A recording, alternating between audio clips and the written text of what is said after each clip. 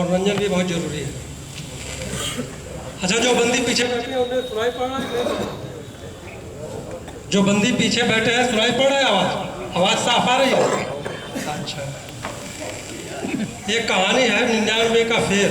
99 का फेर के बारे में कुछ लोग जानते होंगे, सुने होंगे। 99 का चक्कर क्या होता है?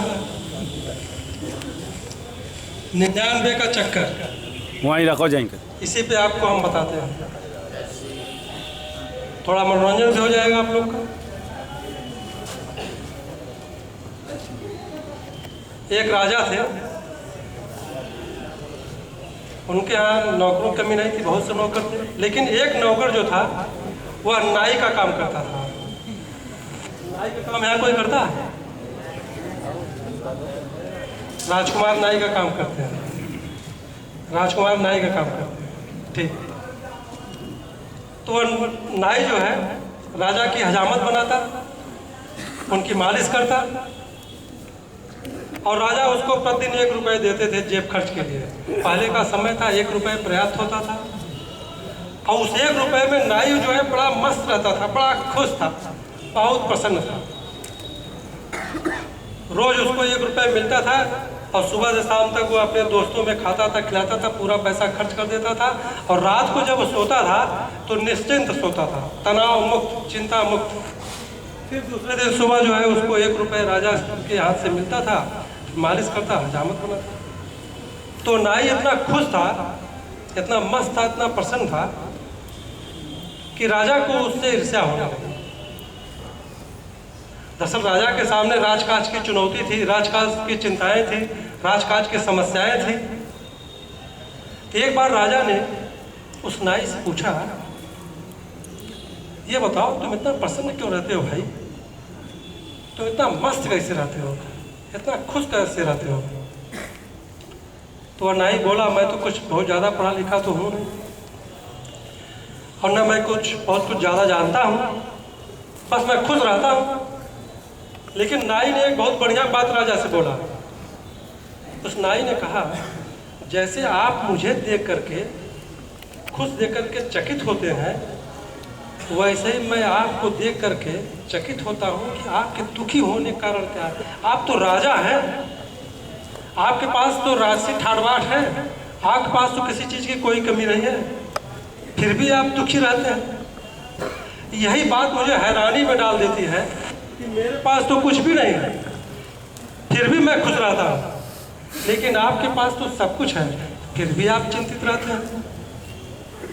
एक बार राजा ने जो है अपने वजीर को बुलाया, वजीर से कहा, जरा इस नाई की प्रसन्नता का राज करके बताओ, इतना नाई प्रसन्न क्यों रहता है, इतना खुश क्यों रहता है? इसको मैं जब खुश देखता हूँ, प्रसन्न देखता हूँ, तो मेरे मन में ईर्ष्या की आग जलती है, मेरे मन में ईर्ष्या की आग जलती है। इससे अच्छा तो हम नाई होते, इससे बेहतर तो हम नाई होते, राजा होकर के हम कहाँ फंस गए। न रात को नींद आती है, न दिन में चैन मिलता है, रो रो चिंताएं बढ़ती जाती हैं। एक समस्या का समाधान करो तो 10 नई समस्याएं खड़ी हो जाती हैं। इससे बेहतर तो हम नाई ही हो जाते हैं। तो उस वजीर ने कहा राजा से, आप चिंता न करें हुजूर, मैं उस नाई को दुरुस्त किए देता हूँ। राजा ने कहा, क्या मतलब? क्या? कुछ नहीं।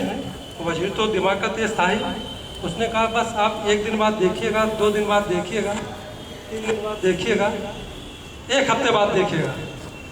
राजकुमार इसको बहुत ध्यान से सुन रहे हैं। उसके बाद एक दिन क्या हुआ,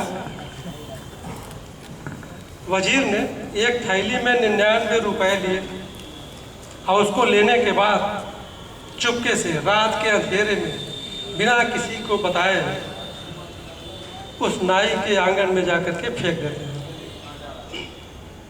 और जब नाई सुबह उठता है, आंगन में जाता है, तो उसको जो है एक थैली मिलती है।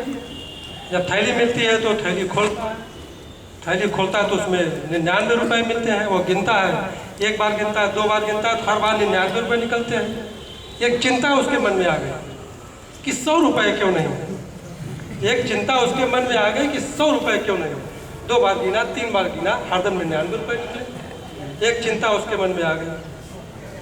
अच्छा, नाई को 1 रुपये प्रतिदिन मिलता था खाने के लिए, उसका खर्च था एक दिन का उसका वेतन 1 रुपये मिलता था।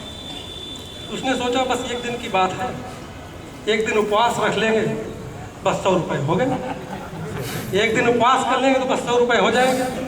बस दिमाग में एक हलचल शुरू हो गया, उसके एक चिंता उसको शुरू हो गई, एक उपद्रव उसके दिमाग में शुरू हो गया।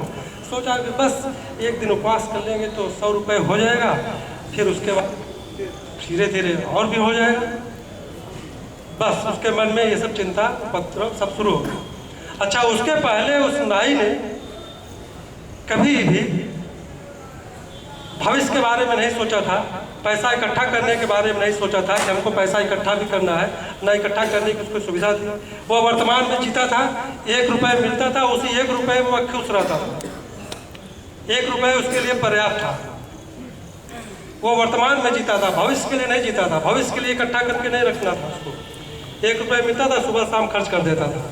लेकिन उस दिन के बाद से उसके मन में एक चिंता, एक उपद्रव, एक हलचल शुरू हो गया। फिर उसके बाद उसने 1 दिन उपवास रख लिया, और उपवास रखने के बाद जब दूसरे दिन वह राजा के पास गया तो राजा ने कहा नाई से, क्या बात है भाई, आज तुम बड़े उदास दिख रहे हो, तुम्हारे मन में कुछ चल रहा, कुछ चिंतित तुम लग रहे हो। तो नाई ने कहा नहीं हुजूर, ऐसी कोई बात नहीं। कहने नहीं, तुम तो ऐसे बोल रहे कोई बात नहीं, जैसे कि सभी लोग बोलते हैं कोई बात नहीं, लेकिन आज तुम्हारी बातों में वो सुगंध नहीं है, आज तुम्हारी आंखों में वो रौनक नहीं है। तो राजा ने पूछा नाई से, क्या तुम रात को सोए थे? तो उस नाई ने कहा, जब आप पूछते ही हैं तो बता दें, हाँ रात को मैं सो नहीं पाया था, लेकिन आप फिक्र मत करें, सब ठीक हो जाएगा। लेकिन उस नाई का एक एक दिन पैसा इकट्ठा करने के लिए एक एक कदम बढ़ने लगे। अभी तक वह नाई पैसा इकट्ठा करने के बारे में सोच नहीं रहा था, लेकिन अब उसके एक एक कदम पैसा इकट्ठा करने के बारे में सोचने लगा।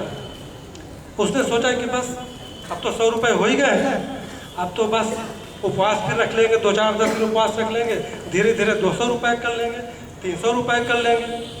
बस इसी चक्कर में जो है 10-15 दिन में ही उसका शरीर जो है उपवास करने के कारण शिथिल पड़ गया, उसका शरीर ढीला पड़ गया।